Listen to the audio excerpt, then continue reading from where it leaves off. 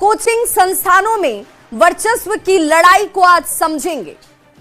ऋषुश्री के भ्रष्टाचार के नेटवर्क को समझिए। होटल में अग्निकांड से मौत का जिम्मेदार कौन, और साथ ही साथ समझिए बिहार पुलिस की दबंगई को। सबसे पहले बात करेंगे पटना की, जहां पर खान सर के कोचिंग पर हमले के बाद कई सवाल इस वक्त उठ खड़े हुए। क्या इस हमले के पीछे की वजह कोचिंग संस्थानों की आपसी वर्चस्व की लड़ाई है?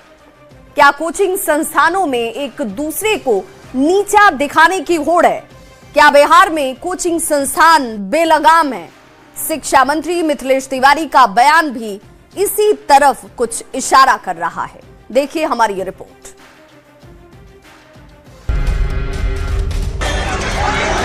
तो दे दिया गया है, चिन्हित कर लिया गया, गार्ड भी पहचान गया वहाँ पे बगल की कोचिंग वाला। कोई भी गोली नहीं चला है, लेकिन फिर भी कहा जा रहा है गोली चला। जिस प्रकार से प्रतिस्पर्धा है आपस में और एक दूसरे को नीचा दिखाने की कोशिश है।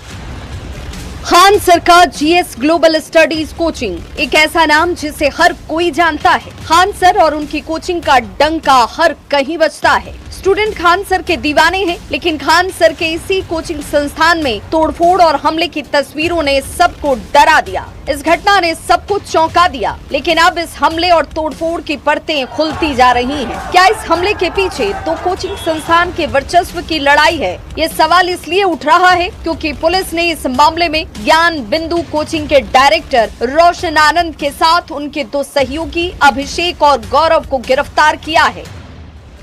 तो शिक्षा मंत्री मिथिलेश तिवारी भी इसी की तरफ इशारा कर रहे हैं। शिक्षा मंत्री का कहना है कि कोचिंग संचालकों में आपसी प्रतिस्पर्धा है, एक दूसरे को नीचा दिखाने की होड़ है, और ऐसे में इस पूरे मामले की जांच कराई जाएगी। जो दोषी होंगे उन पर सख्त कार्रवाई होगी। राज्य सरकार जल्द ही कोचिंग संस्थानों के लिए नई नीति और मॉडल कोड ऑफ कंडक्ट लागू करने जा रही है। देखिए, ये दुखद है, और जिस प्रकार से प्रतिस्पर्धा है आपस में और एक दूसरे को नीचा दिखाने की कोशिश है। जैसे कोई रिजल्ट आता है तो मैं देखता हूं कि होड़ मच जाती है कि हमारा स्टूडेंट है, हमारा स्टूडेंट है। इनके लिए एक मॉडल कोड ऑफ कंडक्ट बनाएंगे कि कोचिंग को क्या करना और क्या नहीं करना। कोचिंग संस्थान को, मुझे ये पता है कि कई शिक्षक हैं जो स्कूल में समय देते नहीं है और आके कोचिंग चला रहे हैं। सब इन सबको इस दायरे में लाएंगे। पटना के मछुआ टोली में खान सर के कोचिंग सेंटर में हुई तोड़फोड़ के मामले में पुलिस ने बड़ी कार्रवाई करते हुए 3 लोगों को गिरफ्तार किया है। गिरफ्तार किए गए लोगों में ज्ञान बिंदु कोचिंग के डायरेक्टर रोशन आनंद के साथ उनके 2 सहयोगी अभिषेक और गौरव शामिल हैं। खान सर के मैनेजर के लिखित आवेदन पर ये एक्शन लिया गया, लेकिन ज्ञान बिंदु के डायरेक्टर ने इस पूरे मामले में साजिश का आरोप लगाया है। रोशन आनंद का कहना है कि ज्ञान बिंदु को बर्बाद करने की कोशिश की जा रही है। हमारे और रिजल्ट को लेकर के ज्ञान बिंदु को बर्बाद करने की कौन साजिश कर रहा है? कोई भी गोली नहीं चला है, लेकिन फिर भी कहा जा रहा है गोली चला। खान सर के कोचिंग सेंटर में तोड़फोड़ और हमले के बाद कोचिंग संस्थानों के बीच बढ़ती प्रतिस्पर्धा को लेकर भी अब सवाल उठने लगे हैं। पटना का कदम कुआं इलाका बिहार के सबसे बड़े कोचिंग केंद्रों में गिना जाता है। इनमें खान ग्लोबल स्टडीज, ज्ञान बिंदु कोचिंग प्रमुख नाम है। तो क्या ये पूरी घटना के पीछे कोचिंग संस्थानों की प्रतिस्पर्धा की लड़ाई है? न्यूज़ 18 के लिए पटना से शैलेंद्र कुमार के साथ अमित कुमार की रिपोर्ट। और ऐसे में ये समझना जरूरी है कि कोचिंग संस्थानों में वर्चस्व की लड़ाई क्या चल रही है, और इसीलिए इस वर्चस्व की लड़ाई को समझिए। पटना में 2 बड़े कोचिंग संस्थान हैं। पहला खान ग्लोबल स्टडीज और ज्ञान बिंदु कोचिंग संस्थान। खान ग्लोबल स्टडी की बात करें तो खान ग्लोबल स्टडीज और ज्ञान बिंदु कोचिंग संस्थान, तो Khan global study Khan sir चलाते हैं और ज्ञान बिंदु कोचिंग रोशन आनंद चलाते हैं। दोनों के बीच में क्या प्रतिस्पर्धा है, ये सवाल सभी पूछ रहे हैं। खान सर और रोशन आनंद में पुरानी प्रतिस्पर्धा है, ये आज की नहीं है। दोनों ज्यादा स्टूडेंट की सफलता का दावा करते हैं। 27 मई को बिहार पुलिस सिपाही बहाली का नतीजा आया। 31 मई को सम्मान समारोह का आयोजन किया गया। खान सर और रोशन आनंद दोनों की तरफ से सम्मान समारोह का आयोजन किया जाता है। दोनों ने बढ़ चढ़कर अपने अपने स्टूडेंट्स की सफलता को यहां पर दिखाया भी। दोनों संस्थानों के बीच छात्रों को आकर्षित करने की प्रतिस्पर्धा है। खान सर का ज्ञान बिंदु कोचिंग के डायरेक्टर पर आरोप है। खान सर हमले की साजिश करने का आरोप लगाते हैं, तो वहीं ज्ञान बिंदु कोचिंग के डायरेक्टर रोशन आनंद भी आरोप लगाते हैं। ज्ञान बिंदु को बर्बाद करने का आरोप लगाया जाता है। शिक्षा मंत्री मिथिलेश तिवारी ने भी इसी तरफ कुछ इशारा किया। शिक्षा मंत्री ने कोचिंग संस्थानों में संचालकों में आपसी प्रतिस्पर्धा बताई। शिक्षा मंत्री ने कहा कि एक दूसरे को नीचा दिखाने की होड़ मची हुई है। सवाल यही से कि क्या घटना के पीछे कोचिंग में वर्चस्व की लड़ाई तो नहीं है। अब बात करेंगे टेंडर माफिया रिशु श्री की। रिशु श्री के भ्रष्टाचार की जड़ें कितनी गहरी हैं और सिस्टम में उसने किस तरीके से सेंधमारी कर रखी है, इसकी परतें लगातार खुल रही हैं। अब एसबीयू की टीम सहरसा नगर निगम में छापेमारी कर रही है, जहां रिशु श्री की 4 कंपनियां जांच के दायरे में हैं।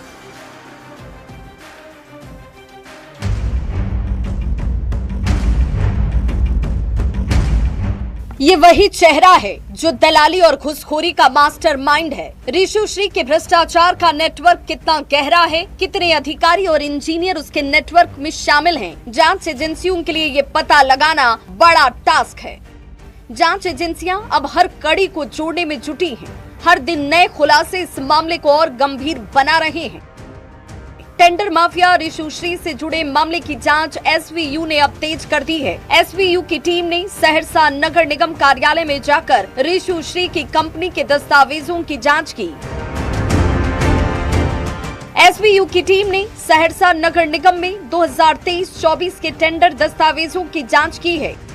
टीम ने हाई मास्ट लाइट और डस्टबिन खरीद की पड़ताल की। एसवीयू के सूत्रों के अनुसार पेंथर यूनिट इंफ्रास्ट्रक्चर कंपनी को 14 करोड़ 21 लाख की हाई मास्ट लाइट की सप्लाई का काम मिला था।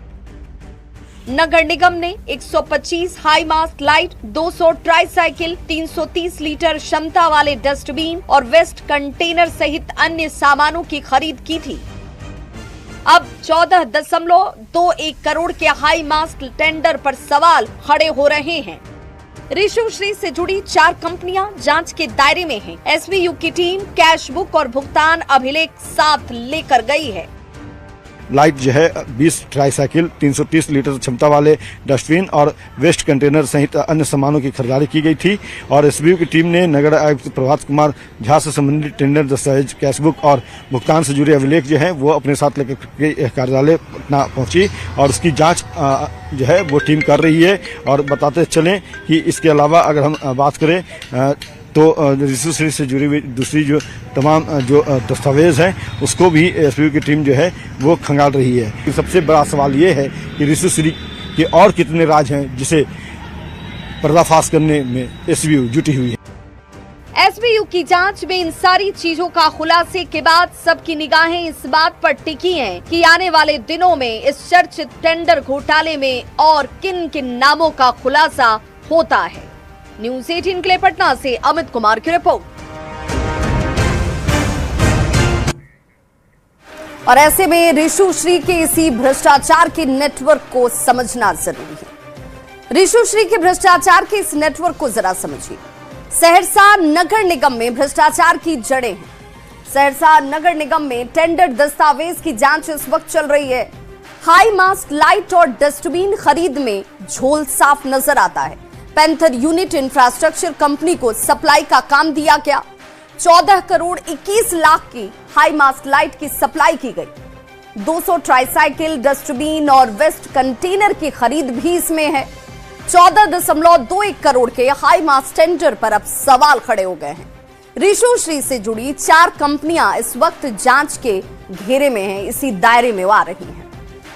टेंडर माफिया रिशु श्री पर आरोप क्या है जरा वो भी समझिए। सरकारी टेंडर में हेरफेर कर अपनी कंपनी को लाभ पहुंचाया गया। रिशु श्री अपनी कंपनी के नाम पर टेंडर मैनेज कर रहा था। कई विभागों के टेंडर को कमीशन के बल पर इस शख्स की तरफ से मैनेज किया जा रहा था। छोटे से लेकर बड़े कर्मचारी को कमीशन देकर ये सेट किए हुए था। सिस्टम में नीचे से लेकर ऊपर तक उसने सेंधमारी कर रखी थी। ऋषु श्री के भ्रष्टाचार का कनेक्शन कहां तक है, ये जांच जारी है। ऋषु श्री के भ्रष्टाचार का नेटवर्क लंबा है, फैला हुआ है। कितने अधिकारी और इंजीनियर इस नेटवर्क में शामिल हैं, ये भी जांच में शामिल है। जांच एजेंसियों के लिए ये पता लगाना इस वक्त एक बड़ा टास्क है। चलिए बात करते हैं उस दुखद खबर की जिसने सभी को झकझोर दिया। बात दिल्ली में हुए अग्निकांड की जिसने सभी को दहला कर रख दिया। दिल्ली के एक होटल में लगी आग से 21 लोगों की मौत हो गई, जिसमें ज्यादातर विदेशी थे। हादसे में 26 लोग बुरी तरह से झुलस गए, जिन्हें इलाज के लिए अस्पताल में भर्ती कराया गया। इस हादसे ने हालांकि कई सवाल खड़े कर दिए।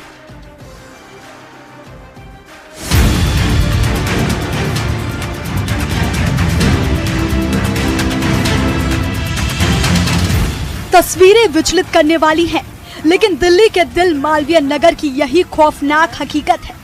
आज सुबह जब पूरी दिल्ली सो रही थी, तब इस इमारत में मौत का तांडव शुरू हो चुका था। शुरुआती जांच के मुताबिक शॉर्ट सर्किट की वजह से फ्लोरस स्टे होटल के ग्राउंड फ्लोर पर आग भड़की। धुएं का गुबार इतनी तेजी से ऊपर की मंजिलों की तरफ भागा कि लोगों को संभलने का मौका तक नहीं मिला। दम घुटने लगा तो लोग खिड़कियों पर आकर मदद की भीख मांगने लगे।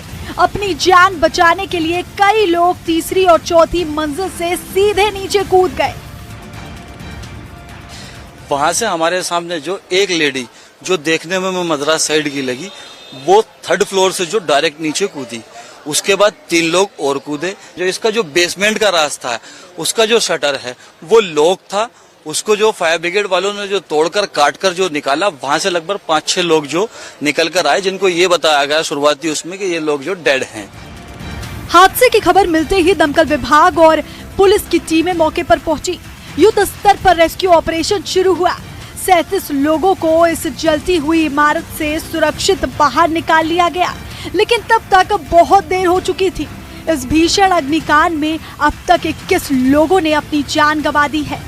मारे गए लोगों में कई विदेशी नागरिक भी शामिल हैं, जो साकेत और मालवीय नगर के मैक्स अस्पतालों में इलाज कराने यानी मेडिकल टूरिज्म के तहत दिल्ली आए थे और इसी होटल में ठहरे हुए थे। 1st floor, 2nd floor, 3rd floor से लटक रहे थे कूदने के लिए कि हमें बचा लो, हमें बचा लो, हमें बचा लो, हमें बचा लो। तो और ऐसे कोई एक ही रास्ता था, इसका होटल का कोई दूसरा रास्ता नहीं था, एग्जिट नहीं था। एक ही रास्ता था जहाँ पे आग लगी हुई थी, एक ही रास्ता था। तो सब जो भी थे फॉरेनर थे, इसमें जो भी थे वो इलाज कराने आए थे अपना, और इंडियन कोई भी नहीं था, फॉरेनर थे। तो जो भी यहाँ पे मौजूद थे, जो गांव के लोकल थे, उन्होंने इनकी मदद करी। सामने ही गद्दे वाला, उसके सारे गद्दे उठा के गली में रख दी थी जहाँ से वो कूद रहे थे। तो जो 1st फ्लोर वाले थे वो आराम से कूद गए थे, उनको भी पकड़ लिया था। इमीडिएटली उनको उठा के एम्बुलेंस में लेके गए थे। हॉस्पिटल पास है, इसलिए एम्बुलेंस बहुत जल्दी आ गई थी उनकी। पुलिस ने केस दर्ज कर लिया है। नेता कह रहे हैं कि दोषी छोड़े नहीं जाएंगे, लेकिन सवाल वही है कि क्या इन जिंदगियों की मौत के बाद भी दिल्ली के ये अवैध और असुरक्षित होटल बंद होंगे, या फिर अगले किसी बड़े हादसे का इंतजार किया जाएगा। Bureau report, news 18, Delhi NCR। हम हादसों से सबक क्यों नहीं लेते हैं? हर बार हादसों का इंतजार क्यों करते हैं? क्योंकि एक के बाद एक घटनाएं होती रहती हैं। पहली कोई घटना नहीं है और संभवतः आखिरी भी नहीं होगी, लेकिन सुधरने का नाम नहीं लेता सिस्टम। होटल में अग्निकांड को जरा समझिए। यह हादसा कैसे हुआ, इसे समझना जरूरी है। तो दिल्ली के होटल फ्लोरेंस स्टे में यह हादसा होता है। वक्त सुबह के करीब 8:50 का था जब फ्लोरेस्ट स्टे में ये आग लगी। होटल के बेसमेंट में स्थित रेस्टोरेंट में सबसे पहले ये आग लगती है। आग ने पूरी इमारत को अपनी चपेट में ले लिया। इसी आग में जलकर 21 लोगों की दर्दनाक मौत हो गई। 37 लोगों को सुरक्षित बचाया भी गया। मृतकों में 6 विदेशी नागरिक शामिल बताए गए हैं। अब सवाल ये उठता है कि इस मौत के लिए जिम्मेदार कौन है? सवाल इसलिए कि इस मौत में जिन लोगों की भूमिका है उस पर कार्रवाई होनी चाहिए। इस मौत के लिए जिम्मेदार कौन है? बिल्डिंग को होटल का लाइसेंस नहीं मिला हुआ था, यह बड़ी बात सामने आई। बेड एंड ब्रेकफास्ट कॉन्सेप्ट के तहत लाइसेंस इसे दिया गया था। इमारत में सिर्फ 6 कमरे चलाने की पैसों के लालच में नियमों की धज्जियां उड़ा दी गई। 6 की जगह बिल्डिंग में 25 कमरे कैसे बना दिए गए। सुरक्षा मानकों की बात करें तो पूरी तरह से इसे यहां दरकिनार किया गया। होटल के बेसमेंट में कमरे बनाकर रखे गए थे।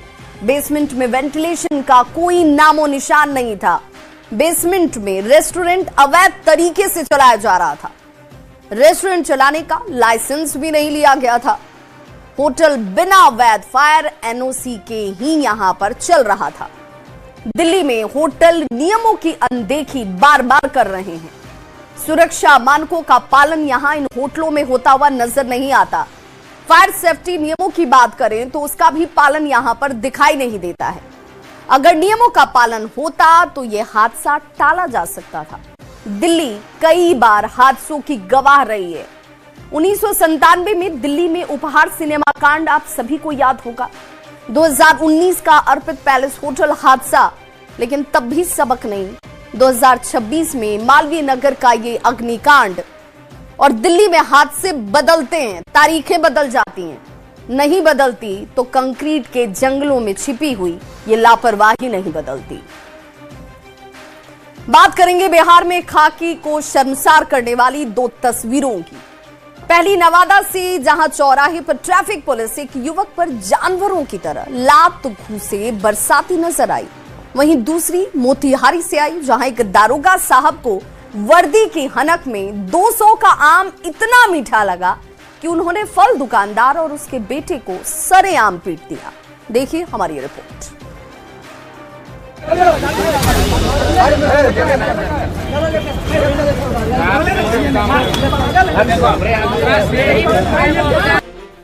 इन तस्वीरों को गौर से देखिए। ये नवादा जिला है और जगह है शहर का व्यस्त प्रजातंत्र चौक। लेकिन इस प्रजातंत्र चौक पर पुलिस ने लोकतंत्र और इंसानियत दोनों का मजाक बनाकर रख दिया।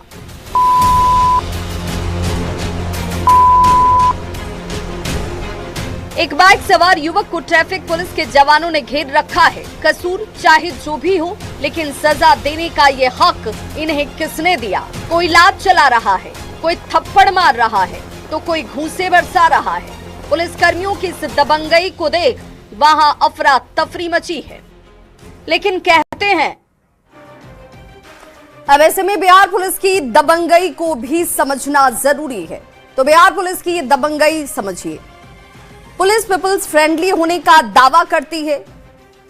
पुलिस की तरफ से पब्लिक फ्रेंडली होने का दावा बार बार होता है, लेकिन वर्दी का रौब सामने आ ही जाता है। जनता पुलिस के सामने लाचार नजर आती है। पुलिस पब्लिक को ही टारगेट क्यों करती है, यह बड़ा सवाल भी है। पुलिस अपराधियों के सामने लाचार नजर आती है। आम जनता पर अपनी पूरी दबंगई पुलिस की तरफ से दिखाया जाता है। चंद पैसों के लालच में अपना ईमान तक बेच देती है। माफियाओं के साथ मिली भगत अक्सर सामने आ जाती है। आम जनता के साथ बर्ताव इनका क्रूर हो जाता है। ये पुलिस की अगर कार्यशैली पर सवाल उठे तो कई ऐसे उदाहरण हैं। छापेमारी करने गई पुलिस बार बार पिट जाती है, लेकिन जनता को पीटने से ये पुलिस बाज नहीं आती। जब रक्षक की ही भक्षक बन जाए तो आखिर जिम्मेदार कौन है, ये सवाल भी बड़ा है।